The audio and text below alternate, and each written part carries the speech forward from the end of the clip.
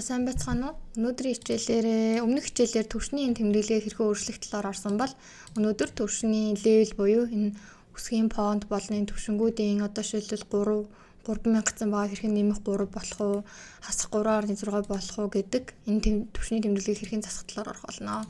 За мөн адил левел дээрээ дарах юм бол левелийн маань ерөнхий өгөгдөл харагдаж байна. За энийг rename хийгээд тэгэл өөрт ашигладаг нэршил адилхан нэршил өгчээ.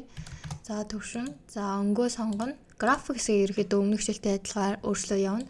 За line pattern гэдэг хэсэг маань мөн зураасын тасархай зураасыг илэрхийлж байгаа pattern байна. За гэтээ зурган дээр ерөнхийдөө ороод явахгүй болохоор энийг зүгээр би үлдээчээ. За гол юм болох өнөөдрийн symbol буюу Pamulis хэсгийн annotation хэсэгт хамаардаг. Энэхүү level head гэсэн хэсгийг өөрчлөхөр байгаа. За энийг өөрчлөхдөө за level head circle edit гэж орлоо. За ерөөхдөө энэ дэр хамгийн түрүүнд хийх юм маань unit. За би энэ дэр unit-тэй түрүүнд тааруулчлаа миллиметр гэж юм уу те. За энэ нь ямар учиртай вэ гэхээр хэдүүлээ хамгийн түрүүнд хийдэг нөгөө текстийн өндөр өгдөө шүү дээ. Тийм болохоор ер нь unit-тэй тааруулах хэрэгтэй байдаг болохоор би сая unit-тэй тааруулчлаа. За энийга transparent гэдэг transparent. За өнгөө адилхан зураасын өргөнтэй цэнхэр хийчихээ ялгаж харах хэрэгтэй болохоор ISO Supermon. За текстийн өндрөө би 2.5-аар зурган дээр аваа явчихдаг болохоор 2.5 хүчээ та хэдж байж болно. Таны өөрийн төвшин. Гэтэ энэ маань ерөнхийдөө зурган дээр ордоггүй level байгаа шүү. За тэгээ name гэдэг маань түрүүний давхрын төвшин илэрхийлсэн байна.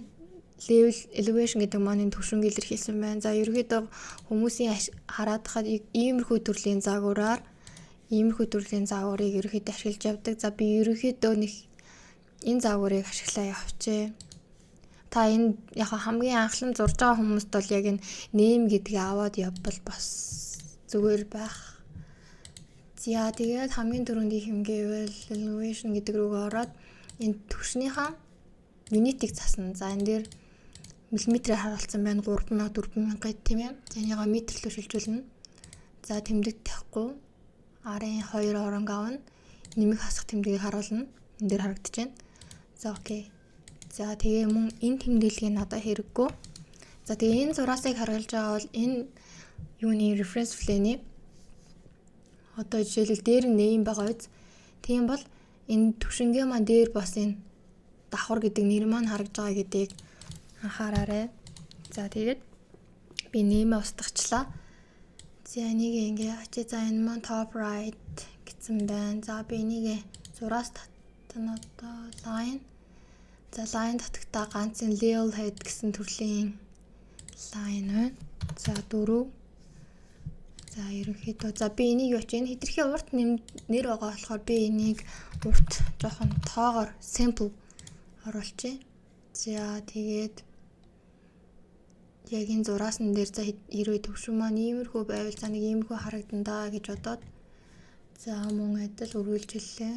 За нэг 45 градусаар за нэг 2 хичдөө. За энийг mirror хийчихье.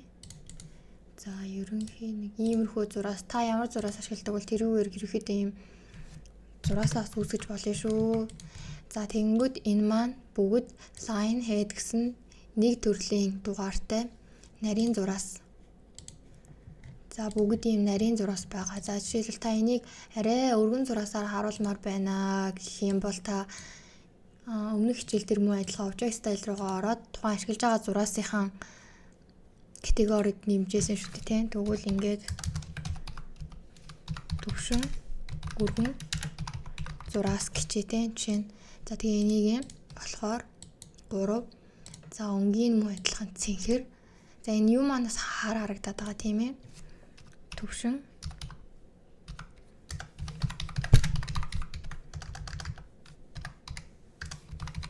нарийн зураас.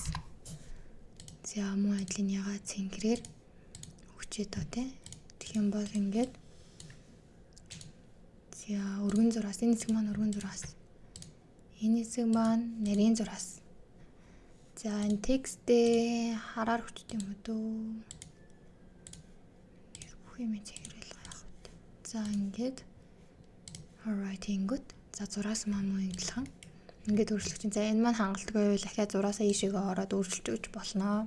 За өнөөдөр хичээл маань ингээд дуслаа, баярлалаа.